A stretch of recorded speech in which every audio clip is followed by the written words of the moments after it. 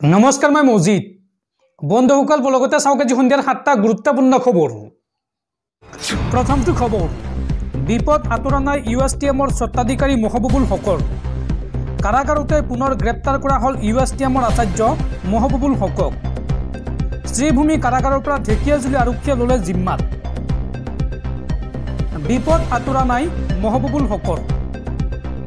কাৰাগাৰতে পুনৰবাৰ গ্ৰেপ্তাৰ কৰা হ'ল ইউএছটিএমৰ আচাৰ্য মহবুবুল হকক। ঢেকিয়াজুলি আৰক্ষীয়ে গ্ৰেপ্তাৰ কৰিলে মহবুবুল হকক।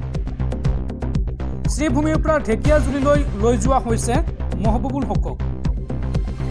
মুছেদ আলী নামৰ এগৰাকী ব্যক্তিয়ে গোচৰ দিছিল মহবুবুল হকৰ বিৰুদ্ধে, আৰু এতিয়া ঢেকিয়াজুলি আৰক্ষীয়েও জেৰা চলাব মহবুবুল হকক। উল্লেখযোগ্য যে পৰীক্ষাৰ নামত বেমেজালি কৰাৰ অভিযোগ আছে মহবুবুল হকৰ বিৰুদ্ধে। পৰৱৰ্তী খবৰ, হিন্দু মুছলমানৰ মাজত মাটি ক্ৰয় বিক্ৰয়ৰ সিদ্ধান্তক লৈ এইবাৰ আক্ৰমণাত্মক ৰূপত বিধায়ক অখিল গগৈ।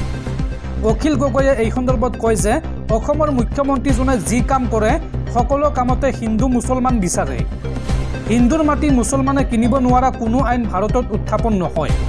এই মন্তব্য বিধায়ক অখিল গগৈ। হিন্দু মুছলমানৰ মাজত মাটি ক্ৰয় বিক্ৰয়ৰ সিদ্ধান্তক লৈ এইবাৰ আক্ৰমণাত্মক ৰূপত অখিল গগৈ। অখিল গগৈয়ে এই সন্দৰ্ভত কয় যে অসমৰ মুখ্যমন্ত্ৰীজনে যি কাম কৰে সকলো কামতে হিন্দু মুছলমান বিচাৰে। হিন্দুৰ মাটি মুছলমানে কিনিব নোৱাৰা কোনো আইন ভাৰতত উত্থাপন নহয়। চৰকাৰে লোৱা এনে সিদ্ধান্ত কাৰ্যকৰী কৰাটো অসম্ভৱ। হিন্দু মুছলমানৰ মাজত সংঘাত লগাব বিচাৰিছে মুখ্যমন্ত্ৰীয়ে। নিৰ্বাচনৰ আগত প্ৰতিবাৰে হিন্দু মুছলমানৰ ৰাজনীতি কৰে বিজেপিয়ে। এই মন্তব্য বিধায়ক অখিল গগৈৰ। উল্লেখযোগ্য যে হিন্দু মুছলমানৰ মাজত মাটি ক্ৰয় বিক্ৰয়ক লৈ সিদ্ধান্ত লোৱা হৈছিল বাজেটত, আৰু এই সিদ্ধান্ত অনুসৰি হিন্দু মুছলমানৰ মাজত মাটি কিনা বেচা কৰিলে ল'ব লাগিব মুখ্যমন্ত্ৰীৰ অনুমতি। আৰু তাৰ পিছতে মুখ্যমন্ত্ৰী তথা বিজেপি চৰকাৰক খুৰদাৰ সমালোচনা কৰিছে অখিল গগৈয়ে। পৰৱৰ্তী খবৰ, ৰাজ্যত পুনৰ ভয়ংকৰ হত্যাকাণ্ড। এইবাৰ উচ্চতৰ মাধ্যমিকৰ চূড়ান্ত বৰ্ষৰ এইগৰাকী ছাত্ৰক হত্যা কৰি পুতি থলে পথাৰৰ মাজত। নলবাৰীৰ মোকালমোৱাত সংঘটিত হৈছে এই চাঞ্চল্যকৰ হত্যাকাণ্ড। হাজোত নিৰুদ্দিষ্ট ছাত্ৰৰ মৃতদেহ উদ্ধাৰ। নলবাৰীৰ মোকালমোৱাৰ চুঙৰবৰীত উদ্ধাৰ হৈছে বৰ্ণিৰ নুৰজাফৰ আলী ওৰফে চিন্তুৰ মৃতদেহ। ছাদ্দাম হুছেইন নামৰ এজন লোকে হত্যা কৰি পুতি থোৱাৰ অভিযোগ, আৰু উত্তেজিত ৰাইজে জ্বলাই দিলে অভিযুক্ত ছাদ্দাম হুছেইনৰ বাসগৃহ। অভিযুক্ত ছাদ্দাম হুছেইনৰ স্বীকাৰোক্তিৰ ভিত্তিত উদ্ধাৰ কৰা হৈছে এই মৃতদেহটো। সম্প্ৰতি আৰক্ষীৰ জালত অভিযুক্ত ছাদ্দাম হুছেইন। উল্লেখযোগ্য যে বিগত 2 মাৰ্চৰ পৰা সন্ধানহীন হৈ আছিল এই ছাত্ৰজন, আৰু উচ্চতৰ মাধ্যমিকৰ চূড়ান্ত বৰ্ষৰ পৰীক্ষাত অৱতীৰ্ণ হৈছিল এই ছাত্ৰজন। শেষৰটো পৰীক্ষা দিয়াৰ পূৰ্বে নিৰুদ্দিষ্ট হৈছিল নুৰজাফৰ, আৰু ঘটনাৰ পাছতে বৰ্ণিত উত্তপ্ত পৰিস্থিতিৰ সৃষ্টি হয়, আৰু ঘটনাস্থলীত উপস্থিত হৈছে আৰক্ষী আৰু অগ্নি নিৰ্বাপক বাহিনীৰ গাড়ী। দৰ্শকসকল, আৰু বহুতো গুৰুত্বপূৰ্ণ খবৰ আছে।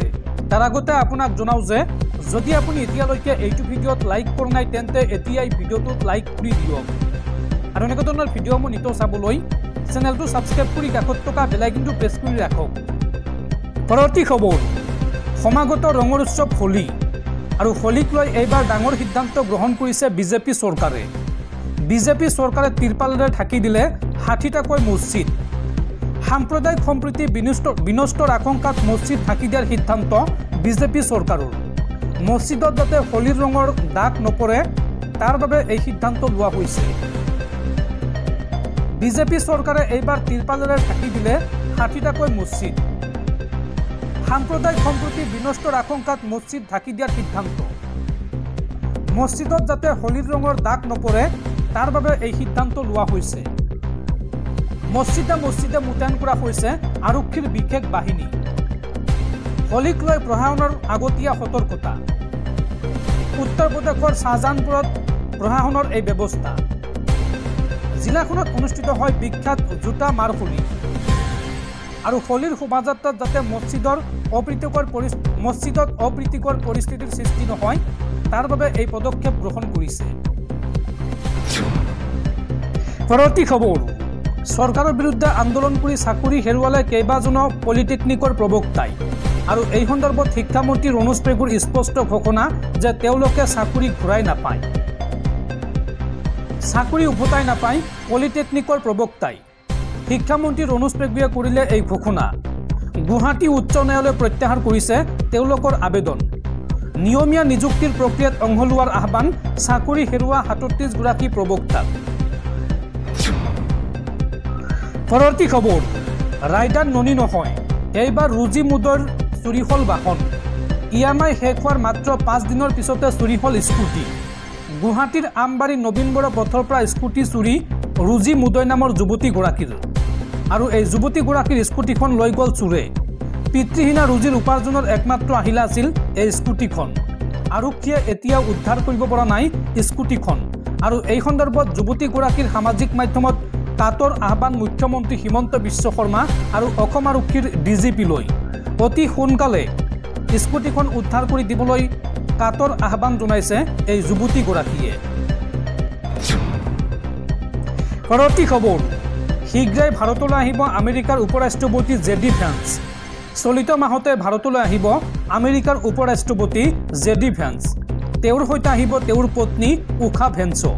আৰু এই ভ্ৰমণৰ সময়ত দুয়ো দেশৰ শুল্ক নীতিক লৈ পুনৰ আলোচনাৰ সম্ভাৱনা। পৰৱৰ্তী খবৰ, টুইন টাৱাৰক লৈ এইবাৰ বিধানসভাত সমূহ সমৰত মুখ্যমন্ত্ৰী হিমন্ত বিশ্ব শৰ্মা আৰু বিধায়ক অখিল গগৈ।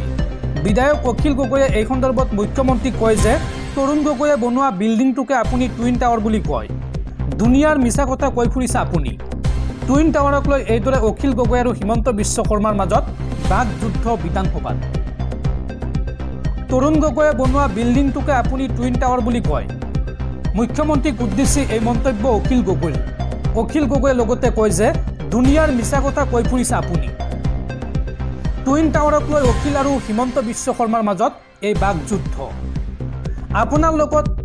আপোনাৰ লগত টুইন টাৱাৰ চাবলৈ গ'লে মোৰ লগত ঘৰত কাজিয়া লাগিব। অখিল গগৈক উদ্দেশ্যি এই মন্তব্য কৰে মুখ্যমন্ত্ৰীয়ে। কিয়নো মুখ্যমন্ত্ৰীক কৈছিল আপুনি মোক লগত গৈ দেখাওক টুইন টাৱাৰ। তাৰপিছতে মুখ্যমন্ত্ৰীয়ে কৰিছে এই মন্তব্য। মুখ্যমন্ত্ৰীগৰাকীয়ে লগতে কয় যে তৰুণ গগৈয়ে বনোৱা কোনো বস্তু আমি চোৱাই নাই। টুইন টাৱাৰ দেখুৱাবলৈ মন্ত্ৰী চন্দ্ৰমোহন পাটোৱাৰীয়ে আপোনাক লৈ যাব। ময়েই টুইন টাৱাৰৰ আধাৰশিলা স্থাপন কৰিছোঁ আৰু ময়েই মুকলি কৰিম। এই মন্তব্য কৰে মুখ্যমন্ত্ৰী হিমন্ত বিশ্ব শৰ্মাই। পৰৱৰ্তী খবৰ, দেশৰ প্ৰধানমন্ত্ৰী নৰেন্দ্ৰ মোদী ক'ত? দেশৰ মহত্বপূৰ্ণ বিষয় আহিলেই নাইকিয়া হৈ যায় প্ৰধানমন্ত্ৰী মোদী। গৌৰৱ গগৈৰ ভাষণত এইদৰে উত্তাল হৈ পৰিল লোকসভা। লোকসভাত এইবাৰ গৰজি উঠিল অসমৰ সাংসদ গৌৰৱ গগৈ। বন্দুকৰ বলত শান্তি আনিব বিচাৰিছে বিজেপি চৰকাৰে। এই মন্তব্য গৌৰৱ গগৈৰ। গৌৰৱ গগৈয়ে লগতে কয় যে মণিপুৰলৈ কিয় যাব পৰা নাই প্ৰধানমন্ত্ৰী নৰেন্দ্ৰ মোদী। দেশৰ মহত্বপূৰ্ণ বিষয় আহিলেই নাইকিয়া হৈ যায় প্ৰধানমন্ত্ৰী। আৰু এই মন্তব্যৰ পিছতে গৌৰৱ গগৈৰ বিৰুদ্ধে প্ৰধানমন্ত্ৰীক অপমানৰ অভিযোগ আনিলে বিত্তমন্ত্ৰীকে। আৰু বিত্তমন্ত্ৰীক প্ৰধানমন্ত্ৰীয়ে পূৰ্বে সদনত দিয়া ভাষণ শুনাৰ পৰামৰ্শ গৌৰৱ গগৈৰ। পূৰ্বৰ প্ৰধানমন্ত্ৰীক বহুবাৰ অপমান কৰিছে বৰ্তমানৰ প্ৰধানমন্ত্ৰীকে। গৌৰৱ গগৈৰ ভাষণত এইদৰে উত্তাল হৈ পৰিল লোকসভা। সমালোচনা শুনাৰ সাহস নাই বিজেপিৰ। লোকসভাত এই মন্তব্য অসমৰ সাংসদ গৌৰৱ গগৈৰ।